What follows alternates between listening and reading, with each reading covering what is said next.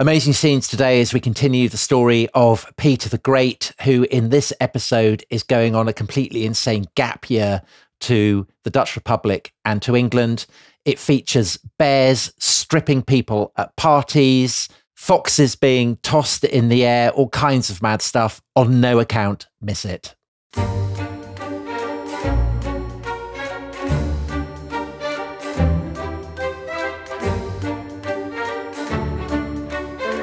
The Tsar is a man of very hot temper, soon inflamed, and very brutal in his passion. He raises his natural heat by drinking much brandy, which he rectified himself with great application. He is subject to convulsive motions all over his body, and his head seems to be afflicted with these. He was desirous to understand our doctrine. He was indeed resolved to encourage learning, and to polish his people by sending some of them to travel in other countries, and to draw strangers to come and live among them. He seemed apprehensive still of his sister's intrigues. After I had seen him often, and had conversed much with him, I could not but adore the depth of the providence of God, that had raised up such a furious man to so absolute authority over so great a part of the world. So there we have a Scotsman, Dominic, as you could tell from my magnificent impression of a Scotsman. Yes. Yeah. A man called Gilbert Burnet, who met with Peter the Great in London in 1698. But by far the most significant and interesting thing about Gilbert Burnet is that he was the Bishop of Salisbury. He was. And how wonderful it is. We are doing this series about Peter the Great, who we left as master of Moscow. He'd crushed his sister Sophia's resistance. He'd secured the loyalty of the Streltsy, these frankly sinister and faintly grotesque soldiers who wear yellow boots and caftans and who have a great fondness for jumping on the body parts of people that they've chopped and sliced into little bits. Yeah. But here he is in England. Yeah. He's twitching uncontrollably. He's drinking brandy. He's chatting about Protestant doctrine, and he's doing it with a man from my neck of the woods, from Wiltshire, from Salisbury. From the Salisbury area. Yes. I mean, it's great to have Wiltshire and the Salisbury area on the show. Dominic, I'll be honest, my worry when you suggested doing Peter the Great was that Salisbury wouldn't get a look in, but how wrong I was. The weirdest thing is not just that he's chatting about Christian doctrine with people from the Salisbury area, it's the fact that he's doing it under a false name. So he's travelled incognito. I mean, this is such a mad story. The Tsar of all the Russias has basically taken an extended gap year to travel anonymously to Western Europe and to hang around in shipyards and in taverns, interfering with actresses and kind of behaving in ludicrous ways, wheelbarrow races. We both love a wheelbarrow race. We've only told that story 20 times on The Rest is History. And now we're going to tell us again. Brilliant. So shall we get back to where we left off? So the summer of 1689, Peter has deposed Sophia. He's 17 years old. He is now, we haven't actually described him physically. He is a massive bloke. He's 6'7". He's very kind of angular. He's got long brown hair and he's got a moustache. Interesting, not a beard. Yeah, not a beard. Now, Bishop Burnet mentioned his convulsive motions. So some people say, well, maybe he's just very restless. He's very impatient and stuff. But other people say maybe he's got a kind of a nervous tic, because don't forget, when he was 10 years old, he saw his family chopped up and stamped on. That would give you bad mental health, wouldn't it? I think BetterHelp or any mental health provider would have had a field day with Peter the Great, to be completely honest with you. But I think it's also possible he's mildly epileptic. There are lots of descriptions of him when he's in Europe having sort of fits on the left-hand side of his face or his arm, his eyes rolling back in his head, all of this sort of stuff.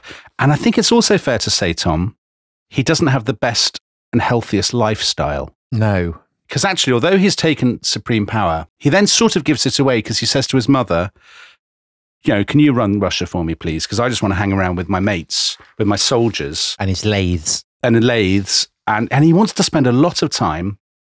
He loves the German suburb. So this place we talked about last time, which is full of kind of Scotsmen and Dutchmen and things. And they're all smoking pipes outside Protestant churches and talking to women. Which the Orthodox Church doesn't approve of at all. The Orthodox Church doesn't approve of at all. And his closest friends, or some of them at least, come from the German suburb. So we talked last time, we promised we'd talk about General Gordon. We always like General Gordon on the show.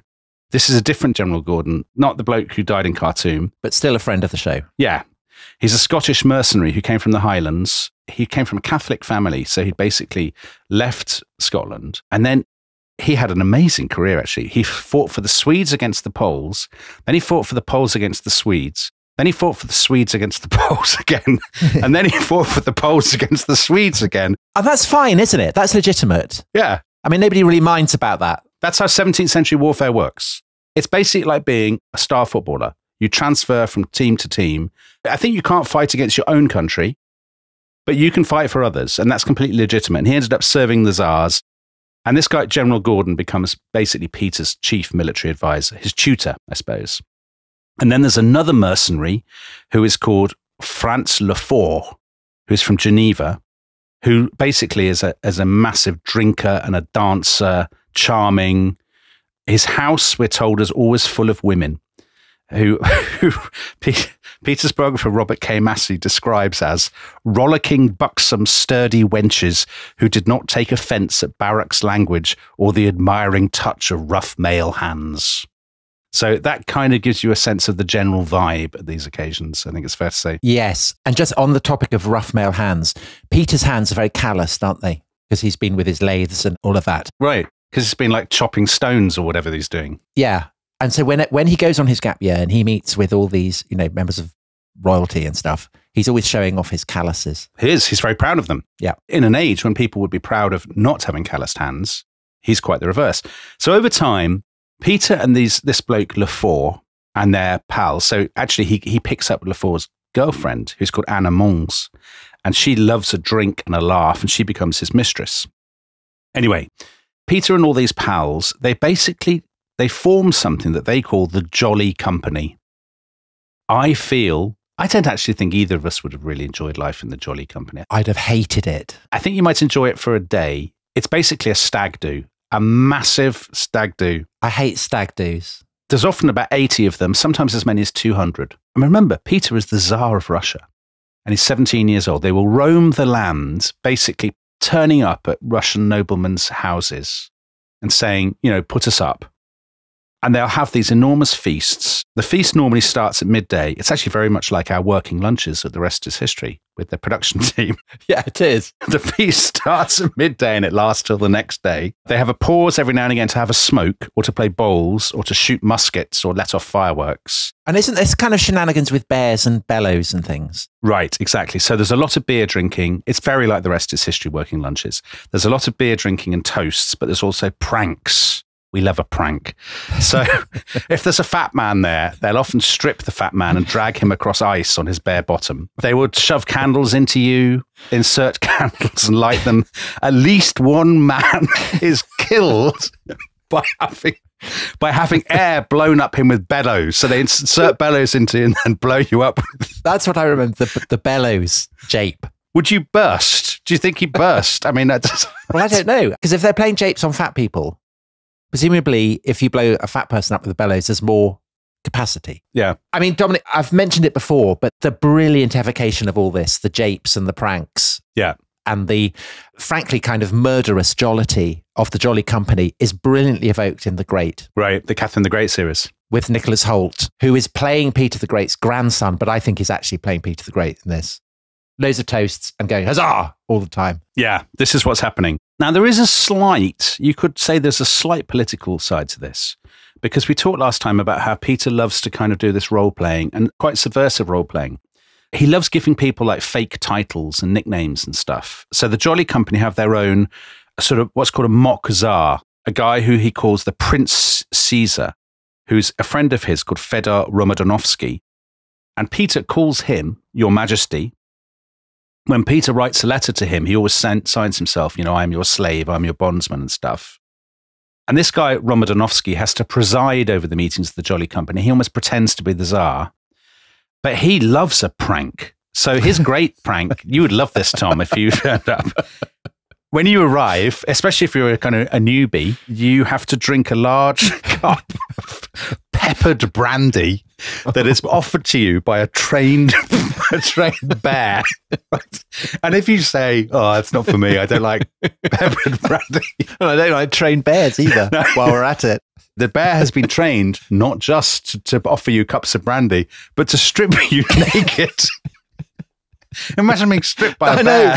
That's not the kind of thing that Wojtek got up to, I'm glad to say. No, our previous bear. We don't know the name of this bear, but it sounds absolutely splendid. So as time goes on, this becomes more and more formalized and ritualized. So by the 1690s, the Jolly Company has been organized into what Peter calls the all-joking, all-drunken synod of fools and jesters. This clearly does have a slight political edge because it's a parody of the church. So they have cardinals, they have bishops, they have deacons. Peter is just a deacon.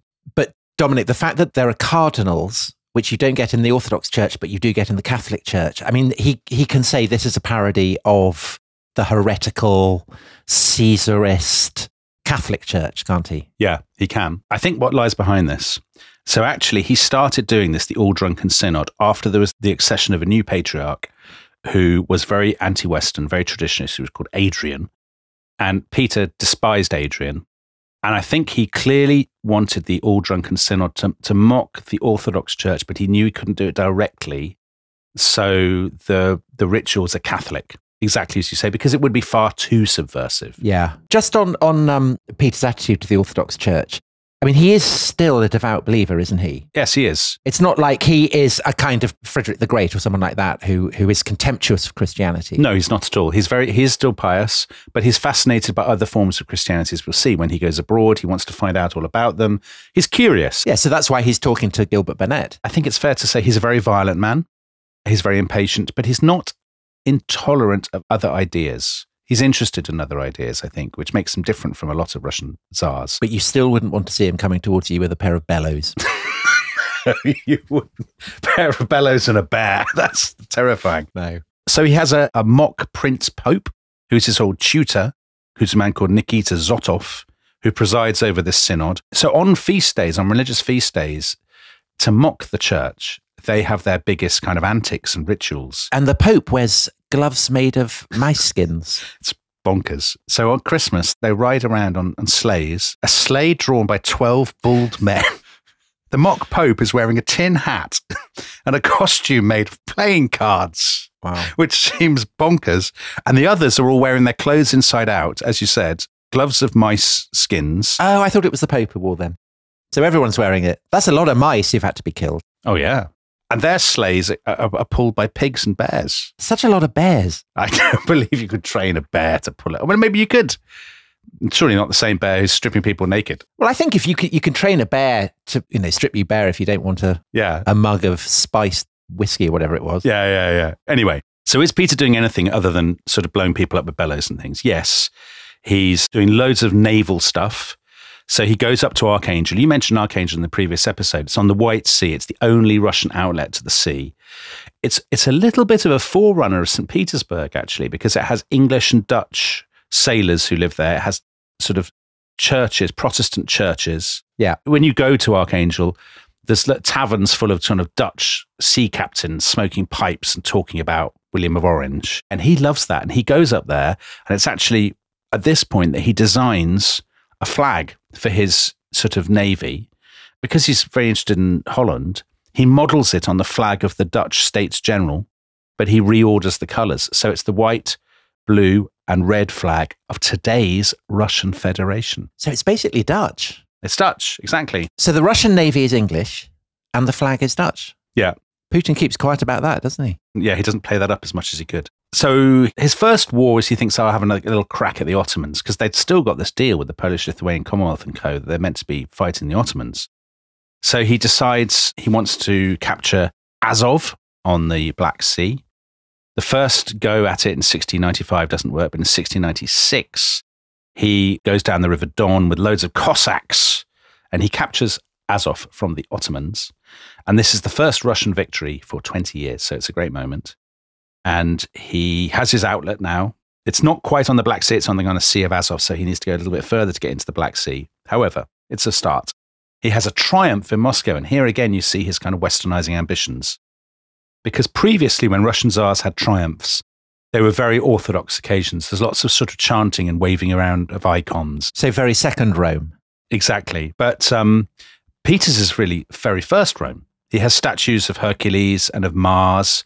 They put Julius Caesar's I came, I saw, I conquered, Veni, Vidi, Vici on kind of classical gates.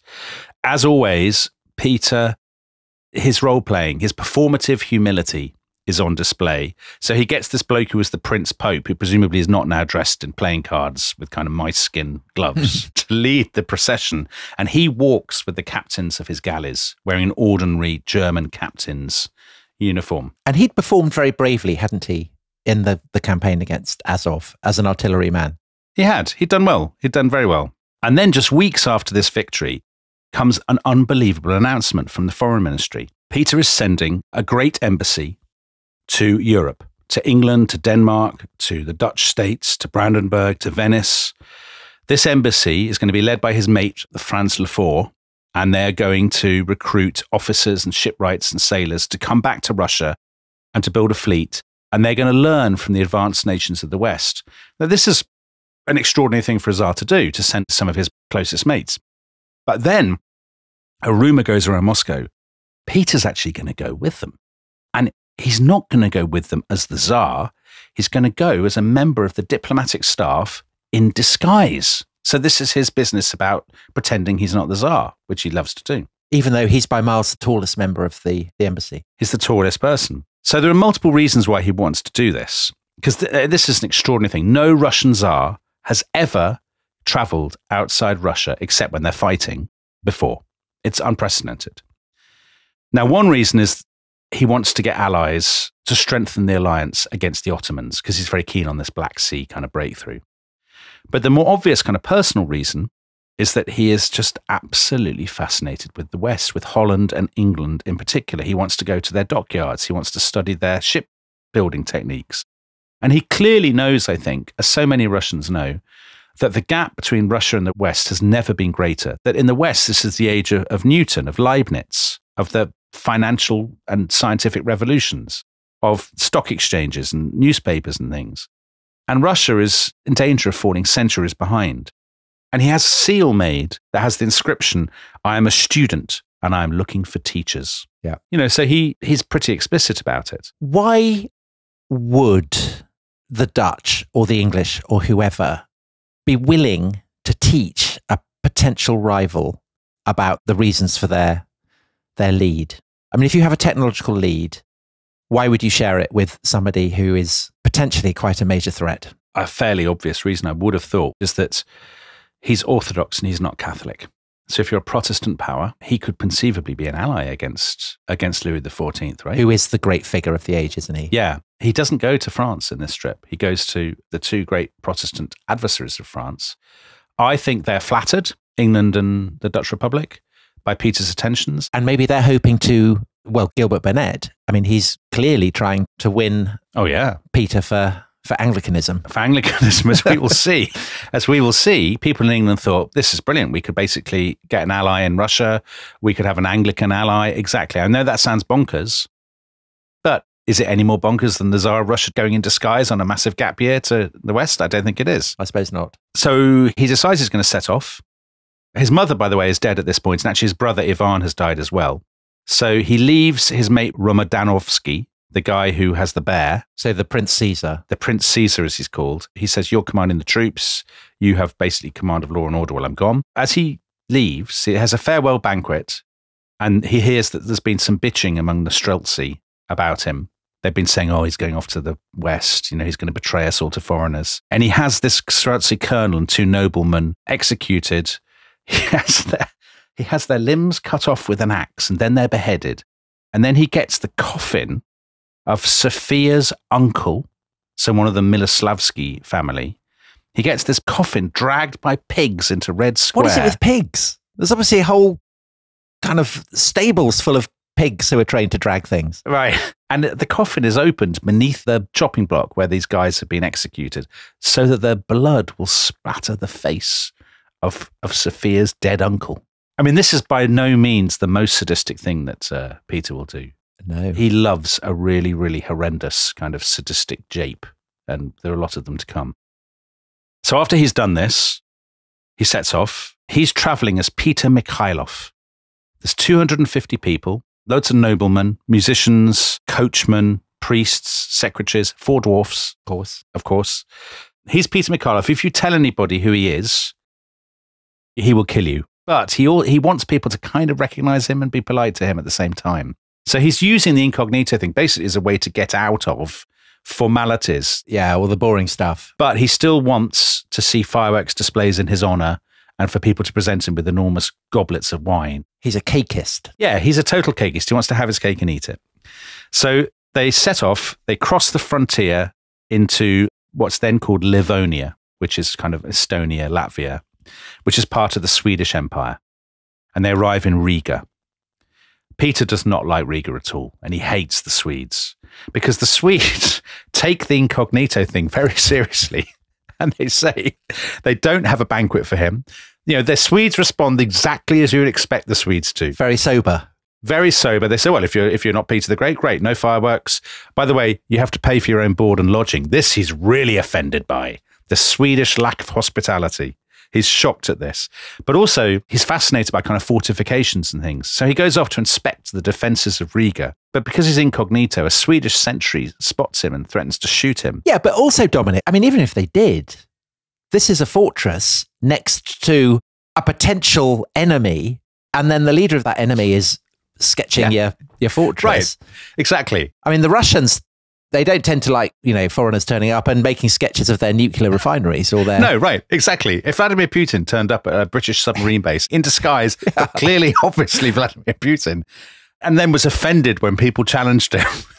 Yeah. But he hated this. He hated Riga. And 13 years later, when his army was attacking Riga, he insisted on firing the first shells into the city. I do like a man who bears a grudge. He said, I thank God for allowing me to see the beginning of our revenge on this accursed place. I mean, you really wouldn't want him as an enemy, would you? You really wouldn't want him as a friend either, frankly, if he comes at you with some bellows. No. He goes into a place called Courland, which is now kind of Lithuania. He goes through Königsberg, now Kaliningrad. He meets the Elector of Brandenburg, who is the future Frederick I of Prussia.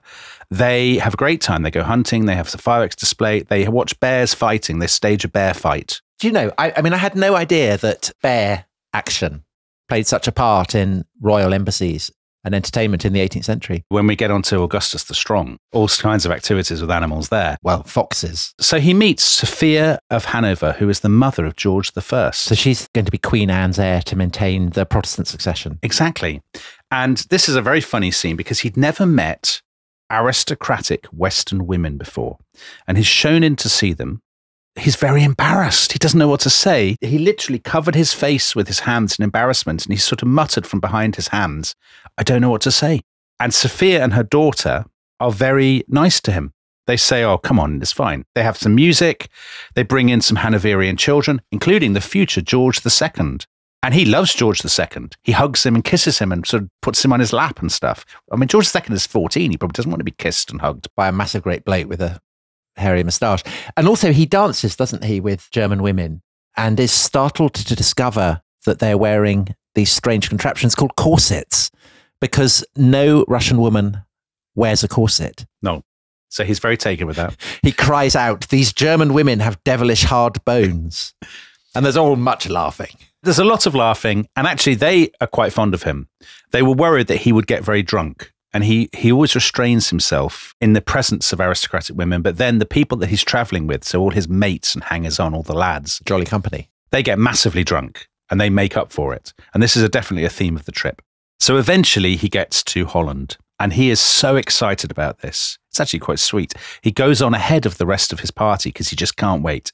And his destination is a place called Zaandam, which is a great kind of shipyard. And they claim in this place that they're the best shipyard in Holland. There are 50 different companies and they make more than 300 ships a year. So this is like, for Peter, this is Disneyland. Ship heaven. It is. It absolutely is. So he arrives on a Sunday and immediately he bumps into a bloke who'd once worked for him in Moscow, a blacksmith called Gerrit Kist. And Peter hugs him like kisses him and stuff. And Kiss says, come and stay in the house next door. I mean, Kiss just can't believe it. It's just mind-boggling to him that the Tsar of Russia has turned up in his town and says, I'll move in next door to you. Yeah. Which is what happens. And the next day is a Monday morning. Peter gets up. He's obviously got some money. He goes off and he buys a load of tools. And then he goes to a shipyard run by a man called Linst Rogge, and he signs up to work in the shipyard under the name Peter Mikhailov. I mean, can you imagine Donald Trump doing this? You know, signing up to work in a call center? No. Well, he did. He worked in McDonald's, didn't he? He did work in McDonald's. Yeah, for like an hour or something. But the thing is, of course, Peter is very conspicuous because he's so tall. And also he's got a very strong Russian accent. So crowds gather to watch him, you know, as he's walking to the shipyard. And this happens within days, and he gets very upset. And he's particularly upset because the youth of the town rather let Holland down, don't they? Because the boys pelt him with mud. Do you see this? Well, but you could say that that's an affirmation of their rugged Republican character. Maybe it is. So he has to hide in an inn, and the town's burgomaster has to issue an order banning people from harassing, and I quote, distinguished persons who wish to remain unknown. That's nicely phrased. It is. However, it doesn't really work because by the end of the week, he's only been there a week, and it's absolutely ludicrous scenes because by now, hundreds of people have come from Amsterdam to watch him working. When he gets up in the morning, he opens his front door, and there are people sitting on the roofs of the neighboring houses, kind of, you know, with picnics, waiting to see him. Everywhere he goes, there are people basically mobbing him and stuff. By Sunday, he's become a prisoner in his own cottage, and he's very upset about this. And eventually he says, right, enough. I've given up on Zaandam. I'm going to go to Amsterdam. So he moves to Amsterdam with his entourage, and they stay there for 4 months. He can work in a place that's kind of closed off, isn't it? So people can't spy him. The Dutch East India Company. Yeah. So he would be cancelled today for his associations with the Dutch East. Well, not just the beheading. I mean, I think there are other things as well he'd be cancelled for. Yeah, the bellows. Yeah. So the Dutch East India Company is closed off. The shipyard is barred to the public by these big high walls. And they say to him, look, come and work for us. We'll have a new frigate laid down specially so you can work on it and you can observe our shipbuilding techniques from start to finish. He shares a house with the other Russians who say they'll come work at the yard with him. He arrives at work every day like a normal shipbuilder with his tools. He says to everybody, call me Carpenter Peter. Don't call me, the Tsar or anything like that. And he works hard. It's not just kind of, Marie Antoinetting. No, not at all. Not at all. So when he's not at the shipyard, he goes and meets one of his great heroes, William of Orange. William III. Who by this point is also the King of England. Also the King of England. Peter has grown up listening to stories about William of Orange fighting the French, and he loves all these stories. He goes to see factories, he goes to laboratories, he goes to museums, he goes to botanical gardens. He's basically absorbing everything that he can. He particularly is very keen on anatomy. Yeah. He makes all his mates go with him to watch a corpse being dissected. And one of many great lines in the Robert K. Massey book. To the horror of the Dutch, he ordered his comrades to approach the cadaver, bend down, and bite off a muscle of the corpse with their teeth. Oh my God. So, yeah, I mean, it's all fun and games with Peter the Great. And the other thing he's very keen on is the techniques that are being developed by Dutch anatomists to preserve corpses. Yeah, he loves all that. So presumably it's not formaldehyde, but yeah, kind of whatever, an 18th century equivalent of that, 17th century equivalent of that. Well, as we will see, he loves a cabinet of curiosities, doesn't he? He does. And so this is very important for later developments in St. Petersburg. Yeah. So anyway, he finally builds his frigate. The Dutch say, we will give this to you as a gift. You can have it shipped to Archangel. They're going to call it the Amsterdam, which is all very nice. However, he's a bit disappointed by his time in Holland because the Dutch, when they build a ship, they sort of do it intuitively. They don't have blueprints. They just know what they're doing. They're not big fans of the process, I think it's fair to say. So Peter is in the situation of the Romans in the First Punic War. Right. Who have to learn shipbuilding from scratch. And like a kind of IKEA kit. That's what he wants. Exactly. He says, come on, do you not have blueprints? And they say, no, we don't. That's not how we do it. They say, maybe the English. The English are more blueprint people. And so he says to William, can I go and visit your other kingdom, please? And William says, I'd love nothing better. And so, on the 8th of January, 1698, Peter sets sail for God's own country, for England. Lucky man. And we will be back after the break to find out how he gets on in London. Hello, everyone. Welcome back to The Rest is History. Peter the Great is sailing across the Channel, up the Thames estuary, and on the morning of the 11th of January, 1698, he arrives in London. And Dominic, he is rowed ashore to a landing quay on the Strand, joining the City of London to Westminster. And there, the court chamberlain of William III, who is also, of course, back in the Dutch Republic, the Prince of Orange, is waiting to greet him and does so in Dutch, which Peter speaks. Yeah, it's a great scene, Peter arriving in London. London is a big city at this point, 750,000 people. It's a really interesting moment in London's history, actually, this. I think if you're going to go back to London at any point in time, this is as good as any, because it's still a very kind of raucous, disputatious city, a city of kind of public flogging and cockfighting and stuff. But we're at the point in history where the Bank of England has been created, where party politics is starting, where England is becoming a maritime kind of commercial empire. So it's interesting. It's coffee houses and newspapers. And a scientific power as well. Isaac Newton and Royal Society and all of that. Exactly. There's Christopher Wren churches being built. There's all of this stuff. And Peter, when he arrives, he stays in a place called Norfolk Street, which doesn't exist, I think, anymore, which is just off the Strand. And basically, it's like a student house. He moves in with all his mates into this student house. There's a wonderful historian of Peter the Great, biographer called Lindsay Hughes, and she describes how the Prince of Denmark heard that he was in town and went to visit him and was horrified when he arrived at Peter's house to find Peter still in bed and like 4 other people in the room as well. And I quote, they had to open all the windows to clear the terrible stench. So very student digs. Very student digs. He goes around London. He meets the future Queen Anne at Kensington Palace. William III, William of Orange, introduces him. The Thames is frozen. There's a great frost, so he can't get into shipbuilding straight away. So he goes shopping. He goes to a watchmaker to see how watches work and to get watches. He's very impressed by English coffins. Oh, that's good to know. He says, this is brilliant. I never imagined people could make coffins like this. He has a coffin shipped specially to Moscow. He buys a swordfish, a stuffed swordfish, and a stuffed crocodile. He wants to send them to Moscow as well. So that's testimony to the fact that the English are becoming a polite and commercial people, isn't it? That they have shops where you can buy a stuffed crocodile. Exactly. Our taxidermists are second to none, I think it's fair to say. He becomes friends with a bloke called the Marquis of Carmarthen, and he goes to the pub with this bloke so often that the pub is renamed the Tsar of Russia. And Carmarthen says, oh, I know who you'd like to meet. And he introduces him to an actress called Letitia Cross, who becomes his mistress while he's in England and moves in with him in the student house. And what language do they speak? Is it the language of love? The language of love, Tom. They speak the language of love. Great. Anyway, he's off the Strand, so he's very central, and there's more trouble with crowds. And so William III's government say, look, we'll find you a house across the river. And this is where we come to our single favourite episode in all of history. Yeah. So the essayist and kind of diarist and whatnot, John Evelyn, has this house in Deptford. And Charles II had given John Evelyn a lease on this house. And Evelyn had owned it for 45 years. And he had set out what was regarded as arguably the greatest garden in England. His pride and joy. It had a bowling green. It had a terrace walk. It had kitchen gardens. It had a wall garden.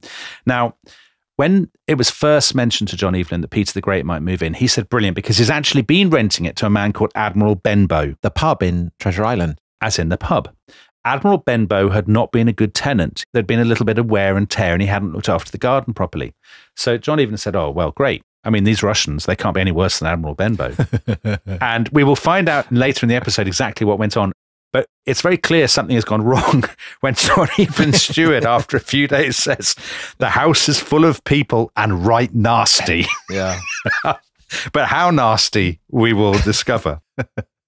Anyway, while he's not smashing up the house, we mentioned Bishop Burnet from Wiltshire and the Salisbury area.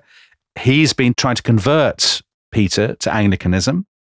But the people that Peter really loves meeting are very much friends of the show. Richard Nixon's favourite people, the Quakers. Always good to have a Quaker on The Rest is History. So Peter can't get enough of the Quakers. He goes to prayer meetings. They're quaking and doing what they do, being very sober and quaking. He says, this is absolutely amazing. I love this. He meets William Penn of Pennsylvania. Well, presumably if they're quaking and Peter is given to convulsions, he'd feel quite at home, wouldn't he? Yeah, he fits in. For once, his twitching is not noticed. So William Penn of Pennsylvania fame, he is in between trips to Pennsylvania. He goes to the house at Deptford to talk to Peter, and they have a great chat in Dutch about Quakerism. And afterwards, Peter says to his Russian friends, whoever could live according to such a doctrine would be truly happy. I mean, it's amazing, isn't it? Because foreign visitors to London are impressed by the Quakers, because Voltaire, when he goes to London, will be similarly kind of wowed by them. It's kind of interesting. It's clearly something about London that foreigners find interesting. Yeah, but not in a sort of freak show way, right? No, they're impressed by them. They're impressed by it. He takes it really seriously. He does loads of fun tourist things. Yeah. He basically follows the itinerary that you would follow if you came to London on holiday now. He goes to Greenwich. He goes to the Tower of London. And they hide the axe with which Charles I had been decapitated, don't they? Because they're worried that if he finds it, he'll be so outraged he'll fling it in the Thames. Yes. And my favourite tourist thing that he does, he goes to Parliament and he says, I'd love to see it. And he doesn't want to draw attention to himself. So he climbs up to the roof and he watches through a kind of upper gallery sort of skylight style window in the roof as William III is giving assent to tax bills in the House of Lords. And he says afterwards to his friends and whatnot, he says, well, we obviously couldn't do this in Russia because, you know, we have the absolute power of the Tsar in Russia. We couldn't have any limitations. However, and I quote, it is good to hear subjects speaking truthfully and openly to their king. This is what we must learn from the English.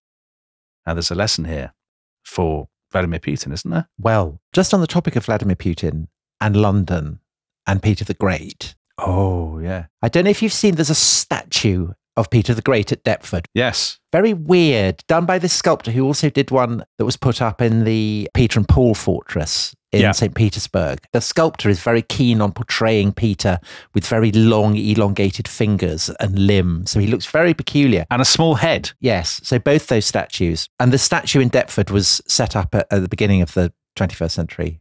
And Putin, when he came to London, went to visit it. And he was escorted by Prince Andrew. Oh, my word. Wow. There's a couple. There's an interesting episode from history. Yeah. So I looked up what it actually said on the statue, and it said, this monument is erected near the Royal Shipyard where Peter the Great studied the English science of shipbuilding. The monument is a gift from the Russian people and commemorates the visit of Peter the Great to this country in search of knowledge and experience. Oh. So that's nice. Well, Peter did get knowledge and experience, to be fair. I'll tell you one thing he picked up was smoking. Smoking previously banned in Russia, except in the German suburb.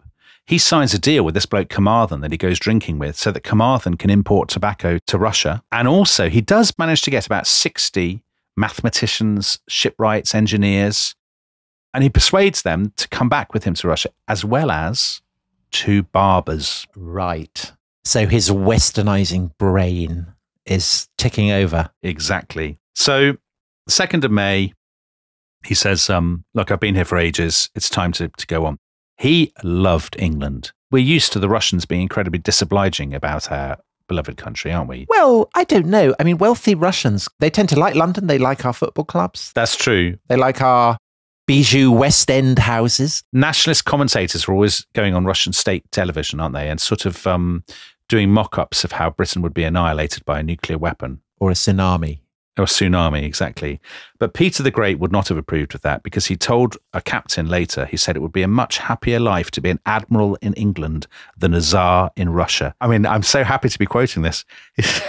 He said, England is the best, the most beautiful and the happiest place on earth. So although he's a brutal and murderous autocrat, he's clearly not all bad. No, he's a man of tremendous taste. Now, sadly, not all Englishmen are as keen on Peter the Great as he is on them. Because as soon as he's left, John Evelyn goes to see what's happened to his house. And it is most nasty. And it was very nasty. He's so appalled, he then goes straight to the Royal Surveyor, Sir Christopher Wren, and the Royal Gardener, who's a man called Mr. London. And he says, come to my house immediately. You know, the government's going to have to compensate me for this. And when they get there, they find it has been utterly trashed. Ink everywhere, grease everywhere. All the doorknobs and locks have been pried off. The windows have been smashed. The chairs have all been smashed up and used as firewood. The pictures have been ripped up. And the garden Evelyn's pride and joy, the greatest garden in England, absolutely destroyed. The claim is, I think there's some dispute among sort of scholars about whether this is invented or not, that they'd been having wheelbarrow races through the hedges. So to quote, the lawn was trampled into mud and dust as if a regiment of soldiers in iron shoes had drilled on it. And who knows? I mean, Peter loves a fake army, so maybe they'd done that. The magnificent holly hedge had been flattened by wheelbarrows rammed through it. So presumably that's where that story comes from. Exactly. And the government ended up paying John Evelyn more than £350 in compensation, which if you use the calculators at the website Measuring Worth, which is the one I always use because it's the most sophisticated, that's basically in earnings terms more than £1 million today that Evelyn was given as compensation. That tells you just how much damage there was. So Peter by now is long gone. He goes to Dresden. He goes to Vienna. And Dominic, in Dresden, crucially, he sees the Kunstkammer Museum, doesn't he? Yeah. Which is a cabinet of curiosities. And so we talked about how in the Netherlands, Peter had seen ways to preserve corpses. And now he's seen a cabinet of curiosities. And this is setting up, again, all kinds of ideas in his fertile and faintly dark brain. Exactly. So he has a nice time in Vienna. And then he's preparing to move on to Venice in July when bombshell news. He has a letter from Moscow from his mate Romodanovsky. Terrible things have been happening in Russia. 4 regiments of Streltsy were being transferred from the Sea of Azov to the Polish frontier, and they have mutinied. They are now marching on Moscow, and they are only 60 miles away. And of course, this letter has taken a long time to reach Peter. Peter can't believe it. So what this means is that while he's been messing around with cabinets of curiosities in Dresden and dancing at balls in Vienna, the Streltsy may well have taken Moscow. He may have been deposed and proclaimed a traitor. He says, oh my God. So he scraps his plan. The gap year is over and he rushes east. And he's riding through Poland day and night, stopping only to change horses. And then he gets to Krakow and another messenger comes riding up from the east. And Peter sort of rips open the message. A massive sigh of relief. Romodanovsky reports that their troops have intercepted and defeated the Streltsy rebels. Although he's going to carry on going home, he can slow down a bit. And he heads to meet somebody who will play a big part in this story, who is Augustus the Strong. And you love him, don't you? I love Augustus the Strong. He's one of your favourite characters from all of history. He is. So he was the Elector of Saxony, Augustus, and he'd been elected King of Poland and Grand Duke of Lithuania in 1698. And we said we'd get into the Polish-Lithuanian Commonwealth. It's this great sort of ramshackle state of 8 million people, vast, culturally fascinating, a real mix of Catholics, Jews and whatnot. Fascinating kind of mosaic. Even Muslims. Exactly. Because there are Muslims who've been settled there. Sort of heretics of various kinds go there because it's so tolerant. It's sort of an experiment in multiculturalism in some ways. But it's beginning to fall apart a bit, and it's got a bonkers political system. Because diversity is not necessarily its strength. It's not its strength, I think it's fair to say. Now, Augustus has been elected to rule this kingdom. He's a gigantic man like Peter. He looks like a bear. His party trick, well, he has multiple party tricks. He likes to amuse his courtiers by snapping horseshoes with one hand. Don't know how you do that, but he does it anyway. Presumably with fingers. It's reflection on the strength of his fingers, I guess. His fingers, you could just snap your fingers and snap a horseshoe. Maybe, yeah. I guess, if you're just doing it with one hand. He loves collecting porcelain.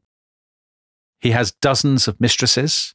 He fathered 354 illegitimate children, which I think is a lot. Wow. He collected lions, hyenas, monkeys, and meerkats. Meerkats? Yeah, meerkats. Is he the first European royal to collect a meerkat? I think he probably is. They were always shipping animals to him and they'd open the box and the animal would be dead. That was the usual scenario. It's pretty tough on the animals. And he's not one of history's great animal lovers because his real party piece, his specialism, the thing for which he goes down in history is he's probably history's most proficient fox tosser. So if you're interested in tossing a fox, Augustus the Strong is the absolute model. Right. So once when he was receiving the King of Prussia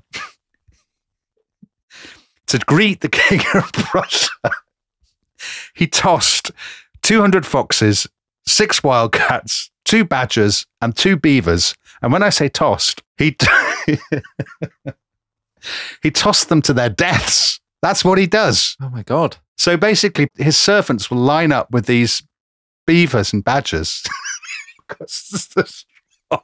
He just grabs them, throws them up in the air. Throws them in the air. So high that they come crashing down to earth and die. It's like, brilliant. So he doesn't catch them. No. Are they splattered over the ceiling? Surely he does this outdoors. Oh, right. Okay. So is it, you go into the garden, there's a menagerie there all lined up, and everyone applauds politely. Well, Strong is just throwing foxes around. I mean, it seems bonkers. Hurrah for your majesty. Yeah. In the late 17th, early 18th century, this is very high-class entertainment. So don't knock it. And actually, to be fair, let's not knock it until we've done it, because we've never tried it or seen it. Peter loves this. Of course he does. Very much his thing, isn't it? Augustus the Strong will throw a beaver to his death, and then Peter will embrace him and kiss him and say, oh, you're brilliant. I love this. I love you. Does Peter have a go at the fox tossing? I don't know that he does, actually. Maybe he would use his bellows or something. I mean, it seems very much his kind of sport. I'd like to think he tried his hand at it, wouldn't you? Yeah. He'd try to toss a bear, probably knowing him.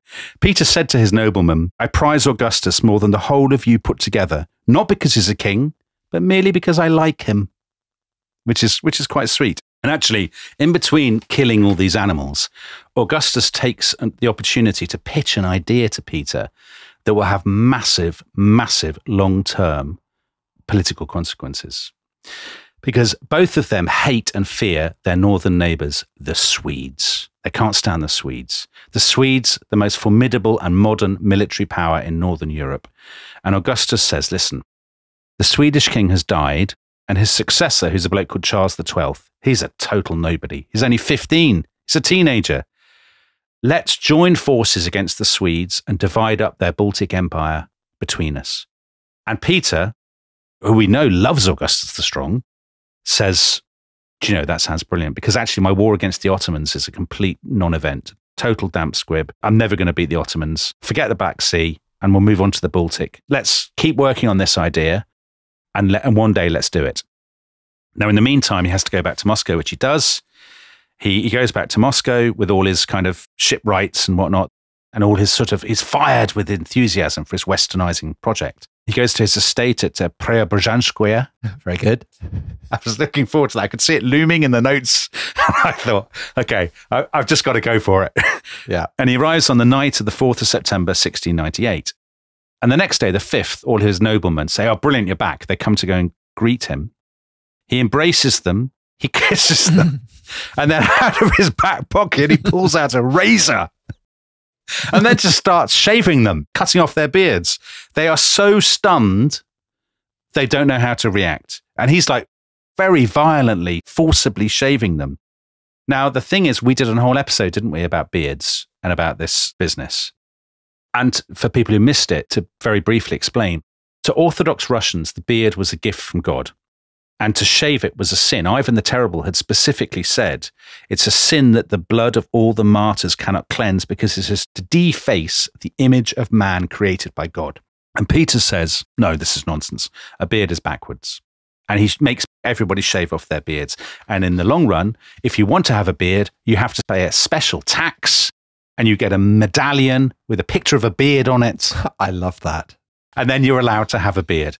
And this is just one of a host of changes. So basically, up to this point, Russian noblemen had worn these kaftans, floppy coloured boots, very exotic garb. But also appropriate to the cold weather. Right. I mean, it does keep you warm, right? Also layers. They believe in layers.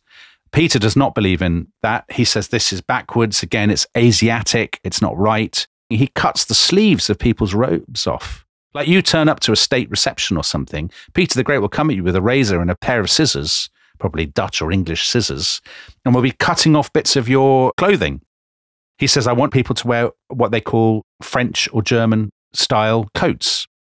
He says, I want to see waistcoats. I want to see breeches. I want women to wear bonnets and skirts, all of this kind of thing. What about corsets? If you go to Moscow, they hang up models of the approved costumes. And Peter says, when people are coming into the city, the guards have to have pairs of scissors as well. And if people are wearing long kaftans, the guards will cut them. Snip, snip. Snip, snip, exactly. So it obviously didn't work among the great mass of the population at all. But among the elite, it did, because foreign ambassadors say that by the middle of the sort of first decade of the 18th century, at balls and at banquets and things, people will be dressing in the German manner. Oh, it must have been so cold, though. Imagine, your stockings and your breeches and the icy wind from the Urals. Yeah, but that's fine. But I mean, would you rather do that, or would you rather take your chances with Peter the Great, a razor, scissors? No, I wouldn't. I mean, it's an invidious choice. It's not the only thing he changes. He changes the calendar. So up till this point, the Russians have dated time from the creation of the world. And Peter says, well, that's rubbish. Let's do it from Jesus' birth like everybody else does in Europe. So they adopt the Julian calendar. They don't really have very good coinage. They were just using bits of other people's coins they'd kind of cut up. And he says, come on. He loves the English coinage. Because he'd studied the Mint, hadn't he, in the Tower of London? He'd been to the Mint. Yeah. Exactly. He says you must have coinage just like the English do. Now, for him personally, there's a big change as well. And all the time he'd been gone, 18 months, he had not written once to his wife, Eudokia. So people may remember from the last episode. She's pink. Yes, pink, hopeless and helpless, I think was the description. Yeah. He sees her as the embodiment of conservatism and orthodoxy. And while he's been away, he's obviously thought to himself, I can't stand her. She's got to go. So he basically summons her. She's like, oh, great, you're home. And he says, well, I am, but you've got to go, I'm afraid. You're off to a nunnery. And he takes his son, Alexis, from her and gives him to his sister. And this, as we will see in our final episode of this series, is a very traumatic moment for young Alexis. And their relationship will be difficult, I think it's fair to say. But it's so interesting, isn't it? We've had so many series recently where unwanted women get packed off to nunneries. So it happened in our series on the Franks, happened in our series on the Road to 1066. Yeah. We've also had Japanese women going off and becoming nuns. So very much a theme. It is. And poor old Eudokia, she was forced into a carriage and sent to a convent in Suzdal, and her head was shaved. So like the Japanese. Exactly. And she was renamed Helen, and she had to become a nun with the name of Helen. Now, of course, he has come home because he's heard about this mutiny among the Streltsy. The people who had, carried out that horrendous massacre in front of him when he was 10 years old. And he is clearly determined that he will use this as a pretext to finish them off forever. There's a paranoid side, I think, to Peter. He reminds me of Henry VIII. In insecurity, in Henry VIII's case, I guess it's because, his father won the throne at Bosworth on the battlefield and he's always worried about the dynasty. In Peter's case, it's because he had to fight. Right. I mean, just because you're paranoid doesn't mean people aren't out to get you. No. And he is determined to make a massive example of the mutineers and to show that he believes that this is part of a massive conspiracy orchestrated by his sister Sophia, who's, of course, in a nunnery herself. And so he has all the mutineers brought to his estate at Preobrazhenskoye. There you go, Tom. So good. I'm loving it. I'm just going to do it unnecessarily now, even when it's not relevant. I'm probably not even pronouncing it correctly, to be honest. And at his estate, this is the dark side of Peter. He commissions his men to build 14 special torture chambers. So they bring the mutineers, and every week, for 6 days a week, the Streltsy mutineers are interrogated. They are beaten with sticks. They're roasted over open fires. And above all, they are lashed with a thing called the knout, which is this massive leather whip. 25 strokes of the knout will kill you. And it literally kind of rips the skin from your back. And it's kind of like an assembly line. And Peter and his friends and his cronies and his jolly company are the people doing the torturing. So not so jolly now. Not jolly now. And he will absolutely join in and he will be beating these people with an ivory-handled cane. And it's so violent that the patriarch actually says to Peter, this is too much, stop. And Peter is livid about this. And he says to the patriarch, no, Russian society is infected with the disease and I am burning it out. And actually, what he gets out of the Streltsy, they confess and they say, we'd planned to storm the capital. We were going to burn down the German suburb. We were going to get rid of the foreigners. And we were going to get Sophia to rule over us again. But is there any truth to this? Because, I mean, I guess they're just saying whatever. They're saying what he wants to. Yeah. Sophia almost certainly didn't know about this, right? It's not that she had instigated the plot, but Peter has never forgiven her. He goes and interrogates her personally at her convent. He says her head must be shaved. She must take religious vows and become a nun. And she basically is locked away and is never seen again. She dies when she's 47 in 1704. She had previously, of course, been in the nunnery, but had been relatively well treated. And now she's effectively a political prisoner. And that's not the end of it. So Peter is determined. And here I think you see, loads of countries have a violent history or a history of, they have show trials or whatever. I mean, we've done a series on the French Revolution and whatnot. But there's a definite theme, I think, in Russian history of a kind of a fear of enemies within, and a conspiracy, and a foreign influence, and a belief in show trials and public punishment. Yeah, well, show executions as well. Show executions. So he says, well, the Streltsy, they've got to go.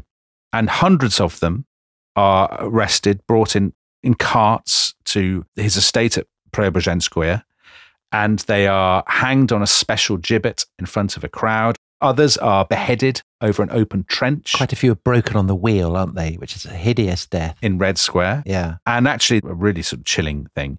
About 200 of them are taken to the convent, Novodevichy convent, where Sophia is locked up.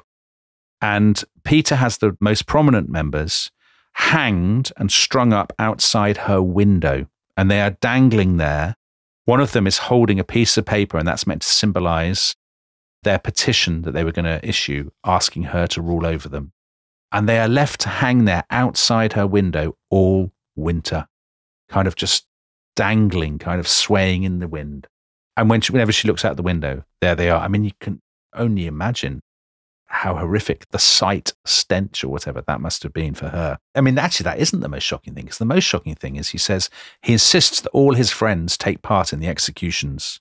So there's an Austrian diplomat who actually describes Peter himself wielding the axe, beheading 5 people, in public, so that everybody can see. I mean, an incredibly gruesome scene. So he did it, Dominic, but was he right to do it? Well, Robert K. Massey, his biographer, he doesn't say he was, but he says this was a public demonstration of Peter's seriousness about his project. He eliminated the one great obstacle to his modernizing mission, which was the Streltsy. And effectively, he was right to do it. That it's a terrible thing, but he was right to do it. I mean, I personally don't think publicly beheading people is the way forward. And leaving corpses dangling outside the cell in which you've imprisoned your sister. No, I wouldn't do that. So he ends up disbanding the Streltsy completely the year later in 1699. That leaves him really in a position of absolute power. And at first, how does he spend that political capital? He actually just has endless parties and feasts. Huzzah! Yeah, so there's a lot of mad costumes, mocking religious rituals. They'll do the sign of the cross with 2 pipes. Is there bear action? Lots of bears. Bellows. Dwarfs jumping out of pies. All of this kind of thing. And Peter often, he'll get incredibly drunk and then he'll have a massive fight with his friends. I mean, there's stories of him kind of drawing his sword and attacking his friends. He's very, very hot-tempered. I do urge people to watch The Great if they want to see this on a television screen. Right. But what's on his mind clearly the whole time is this idea that Augustus the Strong had suggested. Why don't we have a crack at the Swedes? Why don't we try to carve up the Baltic between us? Now, the thing is, he's still nominally fighting the Ottomans, so he's got to finish that off first. And in July 1700, he agrees a 30-year truce with the Ottomans. Peter will keep his conquest at Azov that we talked about at the beginning of this episode, but he will give up all hope of access to the Black Sea. Because now his eye is on the Baltic. Exactly. So the news of the treaty reaches Moscow on the 18th of August, 1700, and they have a massive fireworks display in celebration. And the very next day, the 19th of August, 1700, Peter declares war on Sweden. And with that, the Great Northern War begins. And for Peter, for Russia, and for the whole of Northern and Eastern Europe, the world will never be the same again. And that is an epic story writ on a massive scale. And it will be beginning next week. And if you want to hear all of the episodes detailing the Great Northern War and its aftermath, then you can sign up at theresthishistory.com if you're not already a member of the club. And if you don't want to do that, then that's fine. The episodes will be coming out in due course. In the meanwhile, Dominic, thanks so much. Some wonderful stories and all that. Beards, corsets, wheelbarrows. It's all been kicking off. Yeah. And as we say, next week, the Great Northern War. say bye-bye. Goodbye.